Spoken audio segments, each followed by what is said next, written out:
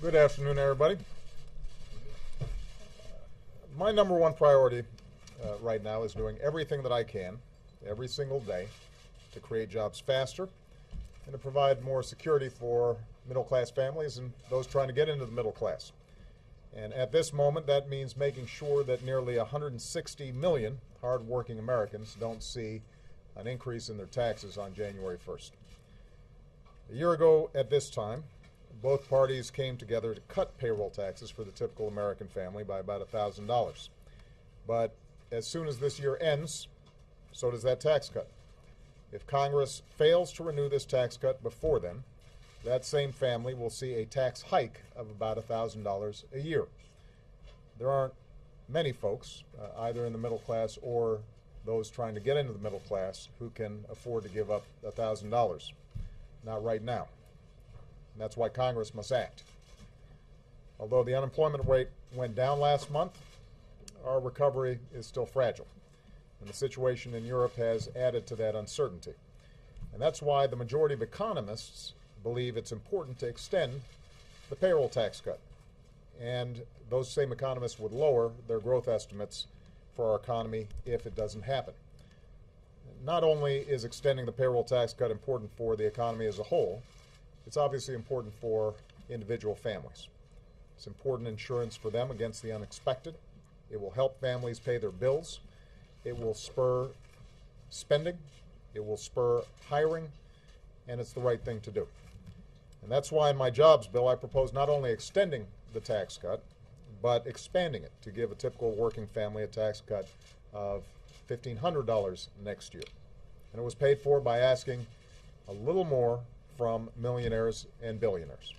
A few 100,000 people paying a little bit more could have not only extended the existing payroll tax cut, but expanded it.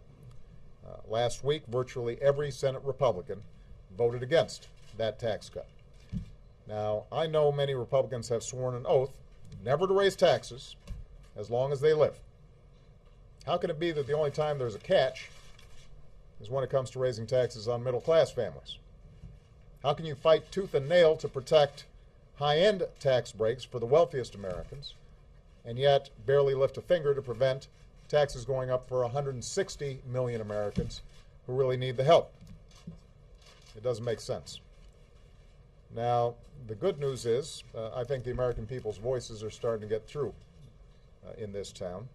I know that last week Speaker Boehner said this tax cut helps the economy because it allows every working American to keep more of their money. I know that over the weekend Senate Republican leaders said we shouldn't raise taxes on working people going into next year. I couldn't agree more. And I hope that the rest of their Republican colleagues come around and join Democrats to pass these tax cuts and put money back into the pockets of working Americans. Now, some Republicans who have pushed back against the idea of extending this payroll tax cut have said that we've got to pay for these tax cuts. And I just point out that they haven't always felt that way. Over the last decade, they didn't feel the need to pay for massive tax cuts for the wealthiest Americans, which is one of the reasons that we face such large deficits. Indeed, when the Republicans took over the House at the beginning of this year, they explicitly changed the rules to say that tax cuts don't have to be paid for. So forgive me a little bit of a confusion when I hear folks insisting on tax cuts being paid for. Having said that, we all recognize that we've got to make progress on the deficit, and I'm willing to work with Republicans to extend the payroll tax cut in a responsible way. What I'm not willing to do is to pay for the extension in a way that actually hurts the economy. As Americans are well aware, this summer I signed into law nearly $1 trillion in spending cuts with another $1 trillion in cuts in the pipeline. And it would be irresponsible to now make additional deep cuts in areas like education or innovation or our basic safety net that are critical to the economy in order to pay for an extension of the payroll tax cut. We're not going to do that, nor are we going to undo the budget agreement that I signed just a few short months ago.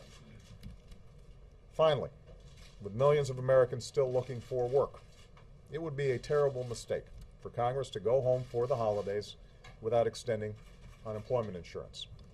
If that happens, Then in January, they'll be leaving 1.3 million Americans out in the cold.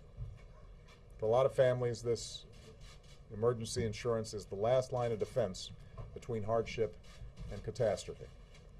Taking that money out of the economy now would do extraordinary harm to the economy.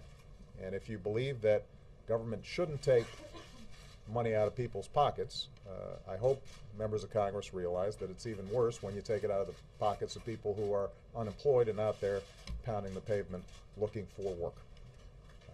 We are going through what is still an extraordinary time in this country and in this economy. And I get letters every single day, and I talk to people who say to me, this unemployment insurance is what allowed me to keep my house before I was able to find another job. This is what allowed me to still put gas in the tank to take my kids to school. We cannot play games with unemployment insurance when we still have an unemployment rate that is way too high.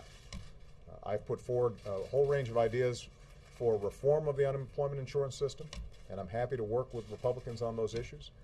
But right now, the most important thing is making sure that that gets extended as well. This isn't just something that I want. This isn't just a political fight. Independent economists, some of whom have in the past worked for Republicans, agree that if we don't extend the payroll tax cut and we don't extend unemployment insurance, it will hurt our economy. The economy won't grow as fast, and we won't see hiring improve as quickly. It'll take money out of the pockets of Americans just at the time when they need it. It'll harm businesses that depend on the spending just at the time when the economy is trying to get some traction in this recovery. It'll hurt all of us, and it will be a self-inflicted wound. So, my message to Congress is this. Keep your word to the American people and don't raise taxes on them right now. Now's not the time to slam on the brakes. Now's the time to step on the gas. Now's the time to keep growing the economy, to keep creating jobs, to keep giving working Americans the boost that they need. Now's the time to make a real difference in the lives of the people who sent us here. So let's get to work. Thank you very much.